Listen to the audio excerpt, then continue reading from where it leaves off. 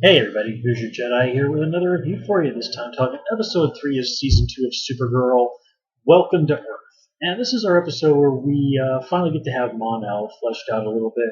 We learn more about Kryptonian culture, and we're sort of introduced to, of course, Linda Carter as the president, and a little bit more about how aliens in this world are going to work.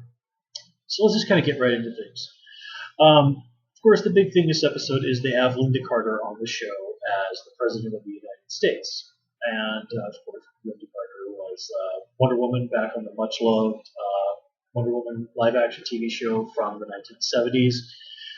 She's popped up in quite a few other projects over the years, and usually often, like this episode, with throwing in a little wink and a nod to Wonder Woman in some way, shape, or form. Here, they had Kara kind of spin around while she was fighting the bad guys, classic Wonder Woman style. And the president made a reference to her other jet, a reference to, of course, Wonder Woman's invisible jet from the comics.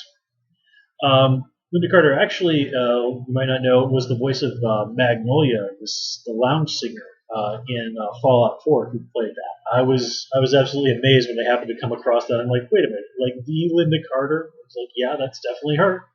So she's also a pretty good singer, apparently. Now, as a character, the president really wasn't fleshed out super well. I mean, most of what this episode does kind of commit a rather major sin with Kara kind of like squealing and telling everybody like, "Oh, the president did this. And she said this to me." After she saves the president's life at the airport, nobody really bothers to really mention all the Secret Service agents that got killed because. Um, but so I was a little disappointed that was a case of tell and not show. I mean, this show really should know better. But as I was saying, I didn't really think the president's character was really fleshed out very well, and it was just kind of like until that very last bit where we get the indication that she's actually an alien. I was like, well, geez, like having Linda Carter on the show at this point now just seems like sort of a silly gimmick. Then they do that twist. It's like, okay, now we've got something interesting going on. And of course, there's this whole amnesty bill for aliens who want to come and live on Earth, obviously drawing some very thinly veiled parallels to the whole illegal immigrants debate that's going on in the U.S. these days. And it does, and I did like that bit in the newsroom where Snapper Carr is like, "We'll see how people feel about having to compete against jobs against aliens. How are the law? What's the law going to be like if people want to marry an alien?" And I'm sitting there watching that, I'm like, you know what? Those are all really good questions. Which I suppose leads us into the bit where we talk about Snapper this episode. And once again, Snapper is a jerk, but he is a very good editor. He makes Kara rewrite a piece that was basically her just spewing her opinions when she was supposed to be writing about the facts. He even flat out said, like, if you want to do something like this, go write an editorial. And Kara does eventually admit that, yeah, she was pretty mad about it, but ultimately her story was better for it. Snapper was also right to point out to Jimmy, it's like, yeah, man, we need to get the story first before we come up with the headline. And, he was right. Basically, Jimmy was trying to put the cart before the horse. On the other hand, he goes around doing this in such a way that undermines Jimmy's authority. And I did like how by the end of the episode, Jimmy kind of realized, like, okay, I can't let this go on. And he sort of steps up and points out to Snapper, it's like, look, man, at the end of the day, I'm ultimately in charge around here. And if you're not going to go along with that, you're free to walk. And Snapper backs down. And you can tell that Jimmy's earned at least a little bit of respect from him. So yeah, I kind of have the feeling that was probably just Snapper testing Jimmy to see whether or not he could walk all over him. And round one went to Snapper, but while he might have won the battle, it was ultimately Jimmy who won the war, or at least that particular little war. It was certainly nice to see Jimmy successfully stepping in and showing that, yeah, he does have what it takes to be in charge of stuff like this. So we're also introduced to some other new characters this episode. One being Maggie Sawyer. She's a well-known character from the Superman comics. Although, if I remember correctly, she's lately moved over to Gotham, where she's more of a Batman character, and I think is dating Batwoman, if I remember right. Did she have something going on with Renee Montoya too? I don't know. Can't quite remember off the top of my head. Here she's been recast as a Hispanic lady. Okay, that's fine. That's all well and good. Interesting that she mentions being from Blue Springs, Nebraska. I think might have been where the show might have goofed a little bit, because in the comics, Wally West is from Blue Valley, Nebraska, and Stargirl operated out of Blue Valley for a little while back when she had her own series way back in the day. So I think they might have somehow accidentally switched Blue Valley with Blue Springs, or I simply misheard what the character, what Maggie said on the show. And I did like her pointing out, like, yeah, me growing up a Hispanic lesbian in Nebraska, I know what a little bit about what it's like to be an outsider. And, that's a nice parallel to draw. The alien bar is also kind of an intriguing little thing, and I hope they kind of play up with that a little bit more. And I definitely did get a big kick out of the password being Dollywood. If you're not from the States, or maybe you just never spent much time in the South, you might not know that Dollywood is the name of an amusement park founded by a famous country music star named Dolly Parton. In fact, I've actually been to Dollywood one time. It's located, I think, somewhere down in Tennessee, and years ago, my family took me and my cousin there when we were happened to be passing through that part of the country. And in all fairness, it's actually not. I mean, it was actually a pretty decent little amusement park. It was actually a much better amusement park than I was expecting. Um, yeah, it's not something I would really call a must see, but if you're down in the south and you want to hit an amusement park, you could probably do worse. I would definitely not recommend opera. Oh God, my grandparents loved country music. They dragged me there like 5 times when I was a kid. Absolutely hated it the entire time. Yeah, yeah. Country music themed people. Not kind of place for me. Let me see here. What else? Okay, we also have John. I like how he kind of points out. Well, we'll get to that in a minute. We're also introduced to Megan Morse, aka Miss Martian here.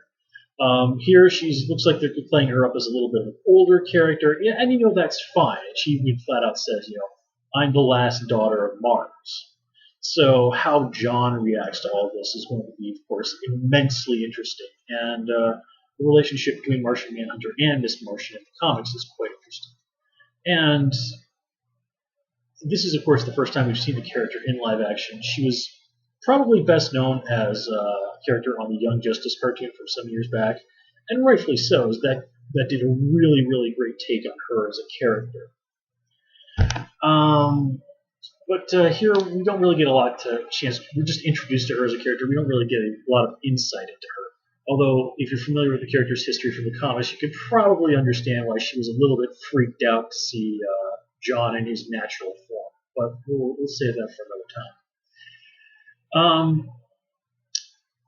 So, one of the big conflicts in this episode, of course, is Kara dealing with Mon-El, and her prejudice against Daxamites is nicely paralleled with the humans' prejudice against aliens. And I like how Kara is just completely oblivious to it all. I mean, when she first originally started talking about Daxamites, she just talks about them like they're like the worst people in the universe. And, she's just completely blind to her own bigotry and ignorance. And I did like how that John had that little moment. It's like, hey man, you do realize I know a little something about discrimination here, given that I spent 15 years living on this planet looking like a black guy, right? And when she finally talks to someone else, she just completely dismisses him. She doesn't show him the slightest bit of respect. It's just like, you're a Daxamite, therefore you're scum. And he does not have a terribly high opinion of her as a Kryptonian either.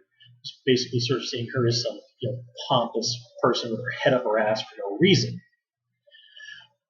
And of course, once Kara kind of has a little bit of time to sort of think about all of this, she sort of realizes that she was wrong, and she goes and explains to Mon-El about Daxon with obvious empathy. And she sort of realizes, like, you know what, this guy is actually in the same boat as I am.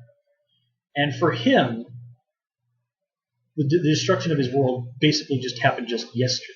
It's not something that he's had time to process and deal with.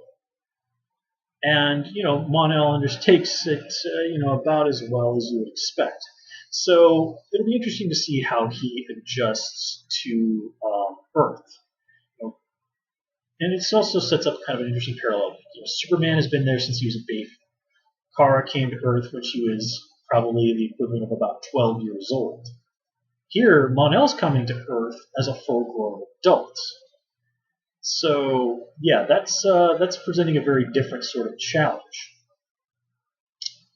Now, the alien that was trying to kill the president this episode, apparently she's just called Scorcher. If this is somebody from the comics, I have no idea who it is.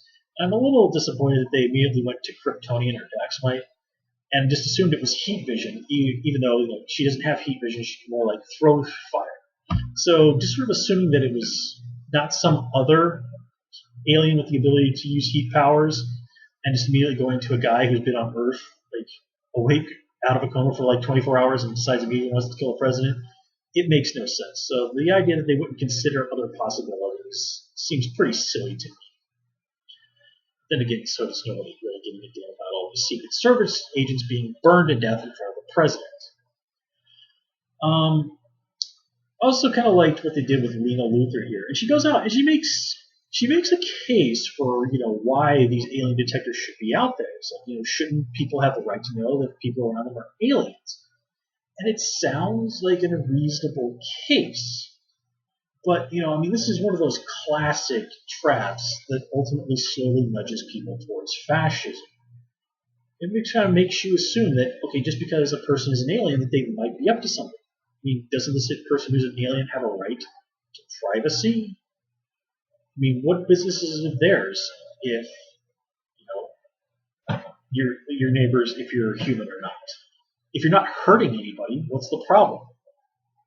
And this also kind of goes along with the whole, well, if you've got nothing to hide argument. And I do like Kara for at least standing up for the right things there.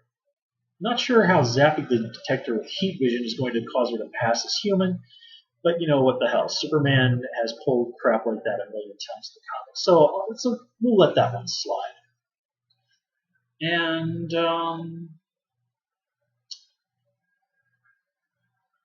yeah, I think that kind of covers everything that I had to say about this episode.